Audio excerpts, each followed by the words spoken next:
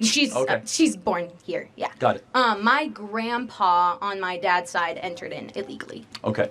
So I'm not here to like insult your grandpa, right? But yeah. But we must be very clear that the type of immigration that we support is when you follow our rules and you come on our terms, and that you do not break into a country uninvited and you try to cut. Can I add something to that? The reason why he left, and a lot of people in Mexico do, is because of the political state, especially in the 70s and 80s, when they decided to move.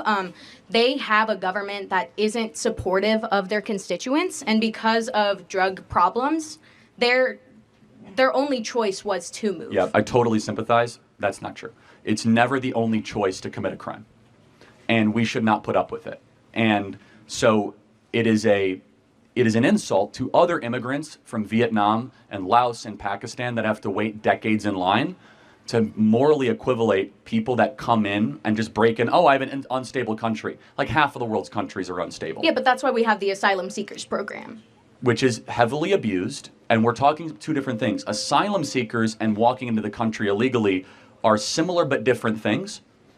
Right? And so we have millions of gotaways of people that we have no idea who they are. They're not declaring asylum. They just run across the border. Well, because they can't. The system doesn't allow other people from Mexico specifically to assign themselves who they are the last couple of years.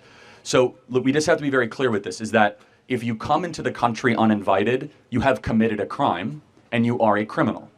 And we could decide that we're not going to enforce our laws, or we can say that when you are a criminal, you should then be punished for that crime, aka sent back to your country of origin, because you were not invited. And it is an insult, again, to the Poles and to the Czechoslovakians and from the Senegalese and people all across the world that don't have the proximity or the luxury just to waltz into America. You call it a luxury to leave a country that has political tyranny and come into a country with opportunity? Yes, to live in Mexico, to be able to go 100 miles north and break into America. Do you know how many people in Pakistan would kill to be on that border? That's why we bring them in. Well, we shouldn't, right? That's the point. And secondly, do you think that you have a right to immigrate to America?